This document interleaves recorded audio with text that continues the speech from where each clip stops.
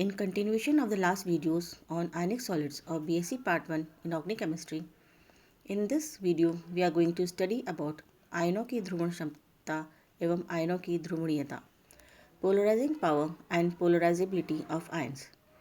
आयनिक बंध के बनने में जब धनायन ऋणायन के निकट पहुंचता है तब विद्युत आकर्षण के कारण धनायन ऋणायन के इलेक्ट्रॉन क्लाउड को अपनी ओर खींचता है और साथ ही यह ऋणायन के धनावेशित नाभिक को प्रतिकर्षित भी करता है। फलस्वरूप ऋणायन अपनी सिमेट्री खो देता है तथा गोलाकार न रहकर धनायन की ओर खींचकर एक ओर से पतला और तथा लंबा हो जाता है।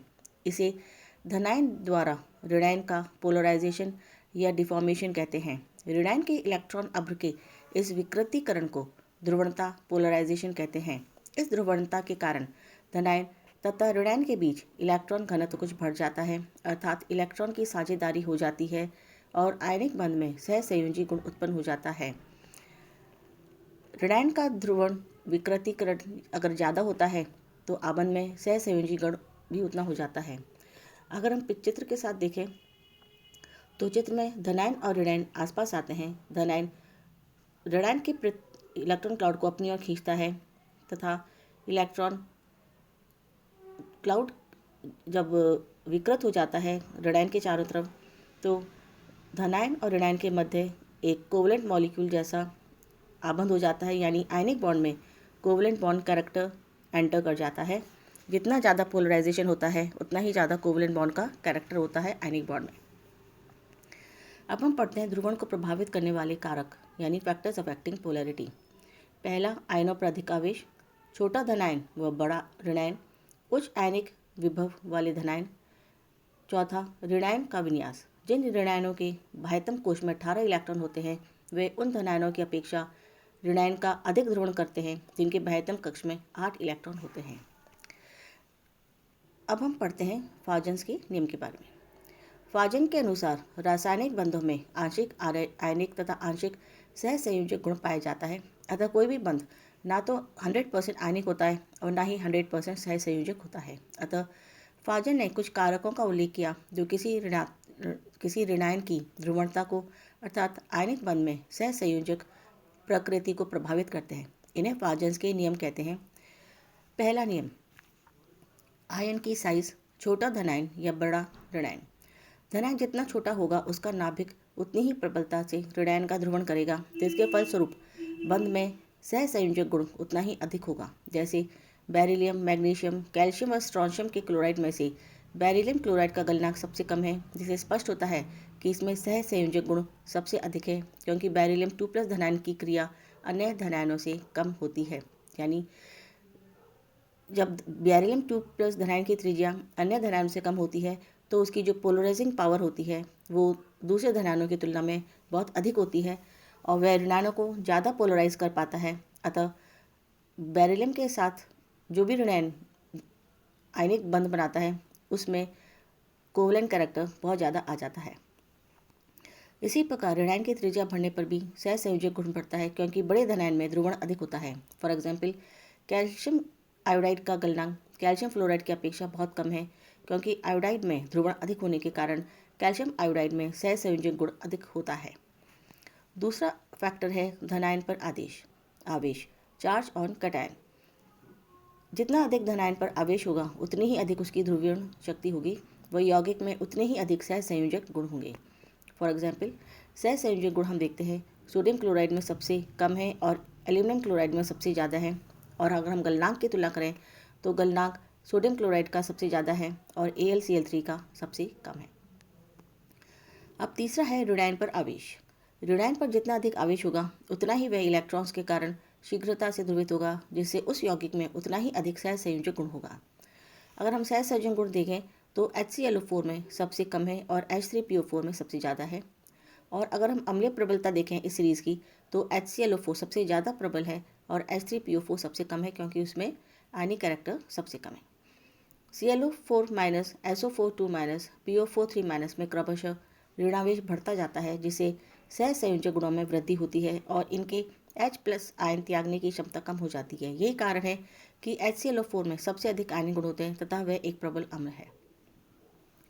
चौथा फैक्टर है धनायनों का इलेक्ट्रॉनिक विन्यास।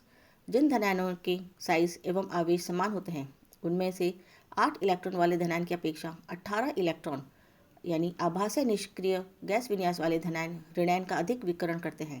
इसका कारण 18 इलेक्ट्रॉन वाले धनायन में बाह्य कोश के 10 इलेक्ट्रॉन का अपने नाभिकों का उतना शील्डिंग नहीं कर पाना है जितना उत्कृष्ट गैस रचना वाले धनायनों को S व P के इलेक्ट्रॉन करते हैं। इस कारण 18 इलेक्ट्रॉन वाले धनायन पर प्रभावी नाभिक के आवेश 8 इलेक्ट्रॉन वाले धनायनों से अधिक होता है और वह ऋणायन में अधिक ध्रुवण करता है, चाहे दोनों धनायनों का आकार समान ही क्यों न हो। इसी कारण कॉपर व सिल्वर के क्लोराइडों के गलनांक सोडियम और पोटेशियम के क्लोराइडों की अपेक्षा कम होते हैं यदि P इन पर समान आवेश यानी +1 होता है।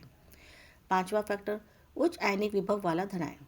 किसी धनायन की ध्रुवण शक्ति अपनी त्रिज्या के व्युत्क्रमानुपाती तथा आवेश के समानुपाती होती है। आवेश और त्रिज्या के अनुपात को आयनिक विभव या आवेश घनत्व कहते हैं। धनायन के आयनिक विभव के मान में वृद्धि के साथ संबंध मेटल ऑक्साइड का सहसंयोजक गुण बढ़ता है।